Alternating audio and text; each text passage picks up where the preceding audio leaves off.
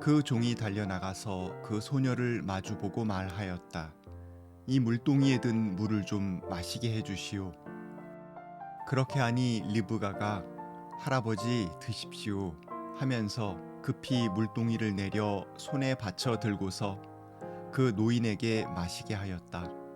소녀는 이렇게 물을 마시게 하고 나서 제가 물을 더 길어다가 낙타들에게도 실컷 마시게 하겠습니다 하고 말하면서 물동이에 남은 물을 곧 구유에 붓고 다시 우물로 달려가서 더 많은 물을 길어왔다. 그 처녀는 노인이 끌고 온 모든 낙타들에게 먹일 수 있을 만큼 물을 넉넉히 길어다 주었다. 창세기 24장 17절에서 20절 말씀.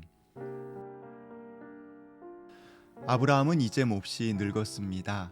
그는 아들 이삭이 결혼하되 가나안 여인이 아니라 고향 친척 가운데서 좋은 사람을 만나기를 바랐습니다. 아브라함은 자신의 오래된 신복을 불러 이삭의 신부 찾는 일을 맡깁니다. 늙은 종은 과연 그 멀리에서 좋은 사람을 구할 수 있을지, 만났다 하더라도 그녀가 먼 길을 따라오는지 확신이 서지 않았습니다. 오히려 이삭이 직접 가서 만나고 데려오는 것이 낫지 않겠느냐고 아브라함에게 묻습니다. 아브라함은 단호하게 답변합니다. 고향 땅에서 자신을 이끌어내신 하나님께서 지금 살고 있는 이 땅을 후손에게 주시겠다고 하셨으니 그분께서 이삭의 아내도 또한 인도하실 것이라고 말입니다.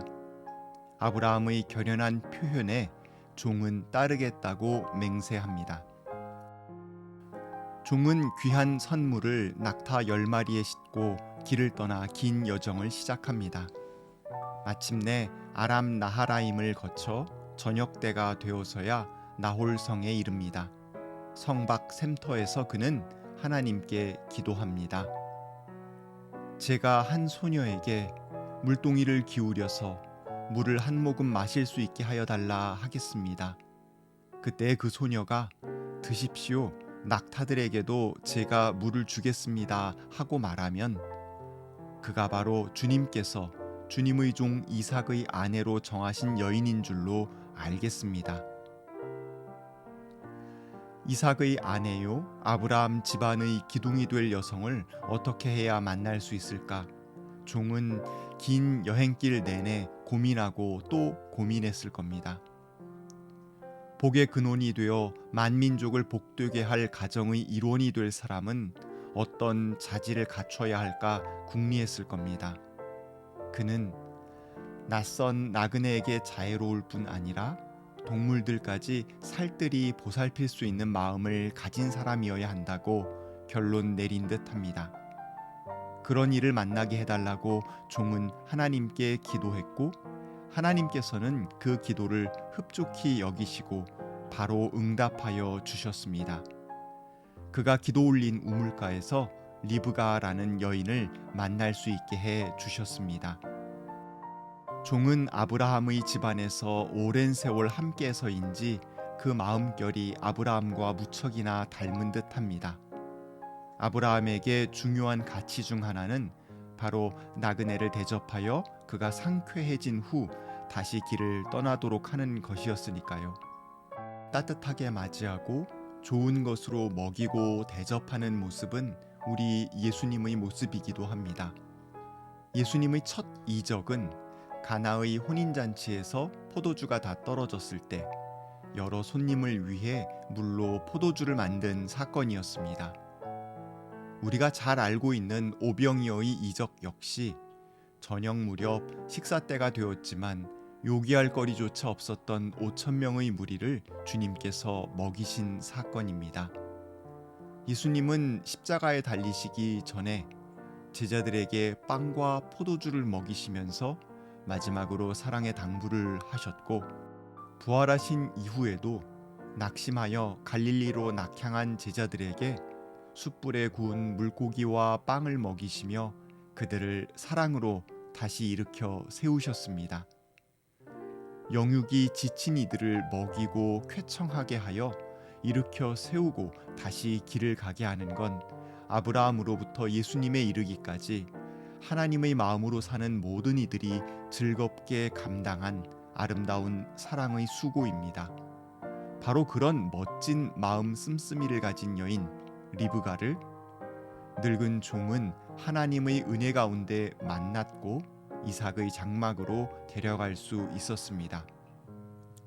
그런데 이들의 멋진 마음 씀씀이의 뒷배경에는 내일을 알 수 없는 막막함이 깔려 있었음을 우리는 유의해 볼 필요가 있습니다. 아브라함은 어디로 가야 할지 알지 못하는 가운데 고향 땅 아비의 집을 떠났고, 늙은 종은 누구를 어떻게 만나서 자신의 임무를 완수할 수 있을지 막막한 가운데 길을 떠났습니다.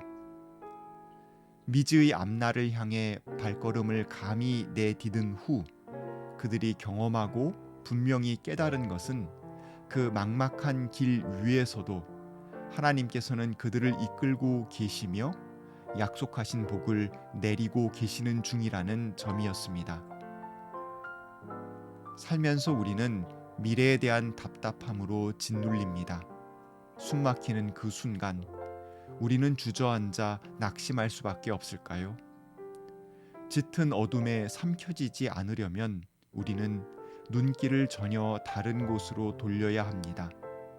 어두운 밑바닥에 시선을 고정한 채로는 하늘의 빛을 맞이할 수 없습니다.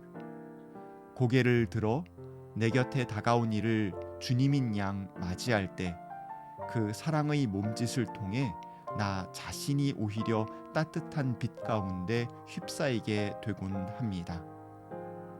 내일의 바람이 어디로 불지는 그냥 하나님께 맡기고 오늘 내 앞에 다가와 서 있는 한 생명을 측은히 여기며 돌보고 그에게 하늘의 복을 나누는 삶, 우리 자신을 따뜻하게 일으켜 세우는 믿음의 길입니다.